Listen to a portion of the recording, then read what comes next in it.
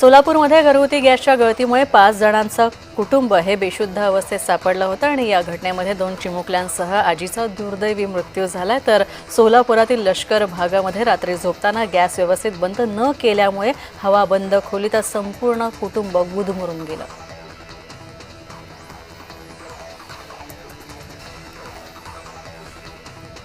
भिवंडीतील एकता सामाजिक संस्था मंडळाच्या दर्शनी भागात स्वागत गेट अचानक कोसळलं होतं आणि गेट बंद पडल्यानं बाजूच्या असलेल्या टपरीला आणि हातगाडीचं मोठं नुकसान झालेलं आहे। तसंच हातगाडीवर भाजीपाला विकणाऱ्या महिलेला काही दुखापत सुद्धा झाली आहे।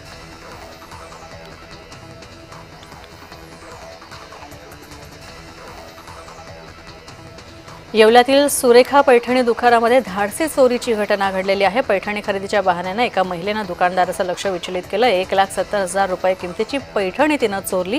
संपूर्ण प्रकार दुकानातील सीसीटीव्हीमध्ये कैद झाला।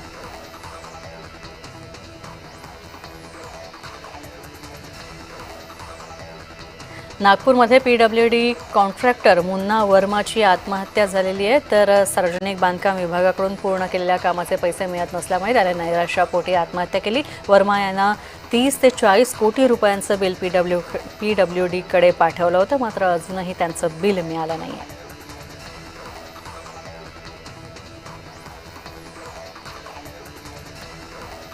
वाशिम शहरातून जाणाऱ्या महामार्गाच्या नूतनीकरणाचं काम निकृष्ट दर्जाचं असल्याचा आरोप काँग्रेस पक्षानं केलेला आहे। केंद्रीय मंत्री नितीन गडकरींनी चोपदरी इथं आश्वासन दिलं असताना सुद्धा दुपदरी रस्ता का बनवण्यात आला असा सवाल विचारण्यात येतो।